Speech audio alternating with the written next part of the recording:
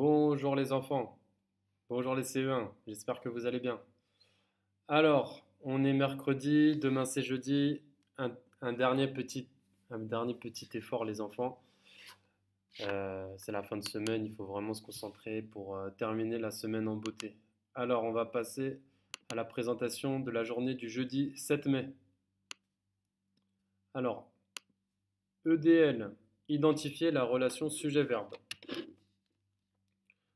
Avant de faire les exercices, relis la règle suivante. On dit que le verbe s'accorde avec son sujet, c'est-à-dire que la forme du verbe change quand le sujet change. Si le sujet est au singulier, le verbe est au singulier aussi. Si le sujet est au pluriel, le verbe est au pluriel aussi. Donc là, j'ai rajouté ici, on avait dit que c'était singulier.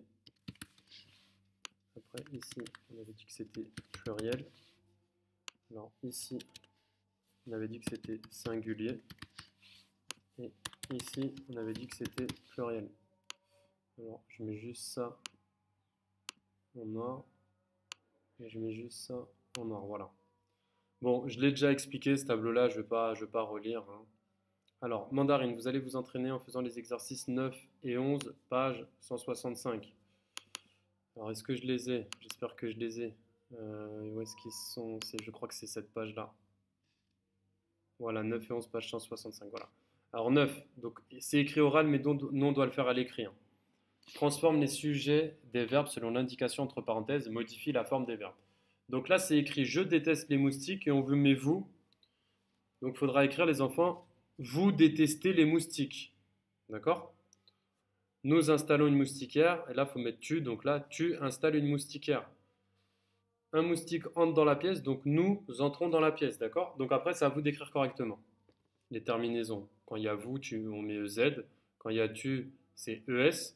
Et quand il y a nous, c'est ONS. Je rappelle que là, c'est des phrases au présent. On a beaucoup travaillé l'imparfait, mais là, on est au présent, d'accord?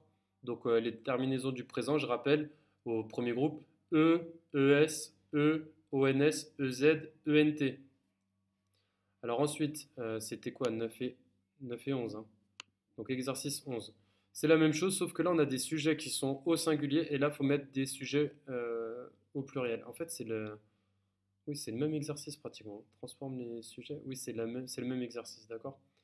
Donc, tu écoutes le chant de l'oiseau, nous écoutons. Voilà, bon, ça, normalement, c'est une formalité. Vous avez combien de phrases à écrire? Une, 2, 3, 4, 5, 6. Il y a 6 phrases à écrire. C'est un petit peu long, mais normalement, ça doit être une formalité. Alors, là, on a un exercice qui va être très intéressant. Il va falloir donc lire, évidemment, relire de la page 85 à 88. Ça prend du temps, donc si vous pouvez le faire, faites-le dès ce soir. Sinon, vous le faites demain à 8 heures, avant Teams.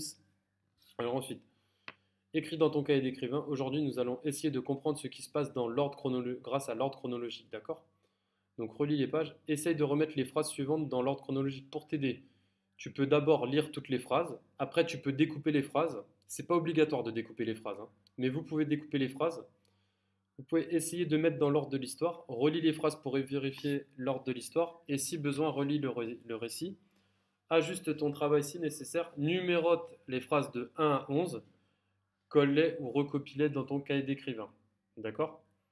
Donc en fait, il faudra à la fois mettre les phrases dans l'ordre chronologique et il faudra soit les recopier, une fois que c'est dans l'ordre chronologique, on les recopie dans le cahier d'écrivain ou le cahier du jour, ou soit on découpe, si on a découpé, il faudra coller.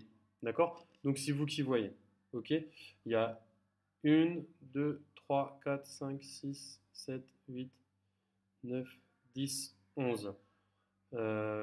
Ça fait 11 phrases. Je regarde là. Alors honnêtement, non, on va faire un truc tout simple. Écoutez bien ce que je vous dis. Ne recopiez pas les phrases. Je vais faire comme ça. Et je vais effacer ça. Ça, je l'efface. Pourquoi je l'efface? Parce que, donc ça va être... je vais mettre là. Je vais écrire. Tu peux coller. Tu peux les coller dans ton cahier d'écrivain. Alors pourquoi je fais ça? Parce qu'en fait il y a beaucoup de, il y a beaucoup de travail, il y a beaucoup de travail. Enfin il y a des mathématiques, il y a questionner le temps, et j'ai pas envie que vous perdiez trop de temps. Alors déjà il y a 6 phrases en EDL, j'ai pas envie que vous perdiez du temps à écrire 11 phrases, d'accord? En tout cas vous les mettez dans l'ordre, donc le mieux en fait c'est vous mettez les numéros là dans l'ordre. D'accord? Donc ça ne sera pas 1, 2, 3, 4, 5, ça sera 1, le conquérant approche de la terre ferme. Alors après, les marins jettent Quentin en dehors de la taverne, les marins chantent et se mettent à parler, les marins racontent qu'une fortune se trouve dans les soutes du conquérant, les marins partent s'amuser à la taverne, le conquérant est attaqué par les hommes de Sam la pieuvre, Quentin explose, taisez-vous, le capitaine cache Quentin dans un coffre, pendant la nuit Quentin fait un cauchemar, Sam la pieuvre écoute puis s'approche et Sam la pieuvre questionne les marins sur la rose des vents magiques. Donc là, je crois que c'est les marins partent s'amuser à la taverne, le numéro 2. Mais je ne suis pas sûr, d'accord? Donc là, par exemple, si c'est ça le numéro 2, ici, on écrira numéro 2. D'accord? Je ne suis pas sûr. Relisez bien. Vous aurez relu les pages 85 et 88. Mais après, là, vous mettez, il faut qu'il y ait les 11 numéros. Et ça, on prend une photo, ça va plus vite que de copier, d'accord? Et honnêtement, des fois, quand je vous dis de copier, faut le faire. Mais là, honnêtement, ne copiez pas parce que y a du travail à faire et je préfère que vous copiez à des moments où il y a moins de travail, d'accord? Alors après, fais le problème de la page 109 de J'apprends les maths qui parle d'un parking. Donc on va regarder ce problème-là. Où est-ce qu'il est, c'est pas celui-là? Non.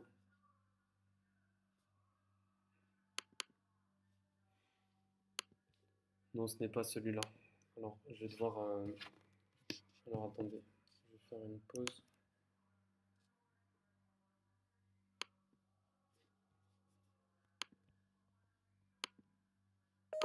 Alors, j'ai dû couper parce que je n'avais pas téléchargé la page. Voilà, donc la page est là.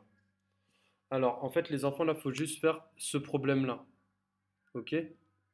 Donc là, en dessous, il y a 4 problèmes. Donc, encore une fois, comme hier, si vous voulez les faire, vous pouvez les faire, mais moi, je ne peux pas vous expliquer, je n'ai pas le temps, d'accord? On va se concentrer sur ce problème-là. OK?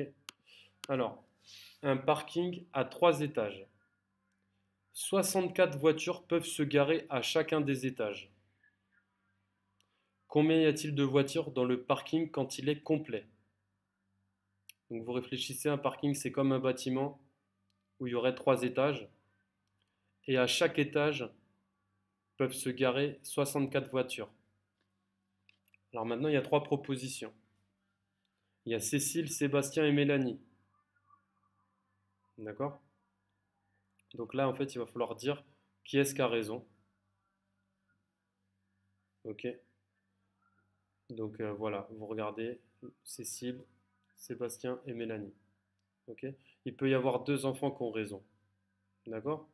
Donc vous allez entourer l'enfant qui a... Enfin, vous entourez l'enfant ou les enfants qui ont trouvé la solution et vous écrivez vous écrivez les prénoms là, le prénom ou les prénoms ici. D'accord? Alors après, si vous voulez aussi, vous pouvez faire ces problèmes-là dans le cahier du jour. D'accord? Alors, on va passer à questionner le temps. Voilà. Alors, il faudra regarder de nouveau cette vidéo et regarder, en fait, c'est des problèmes de questionner le temps qui sont en lien avec les durées, donc c'est en lien avec les mathématiques. Alors, là, il y a la fille qui parle et la fille, elle dit Nicolas est allé au concert de musique classique, le concert a duré 2h30. Et là, il y a Nicolas qui répond Marie, c'est elle, Marie est allée au concert de rock, le concert a duré 130 minutes. Donc, qui a passé plus de temps au concert?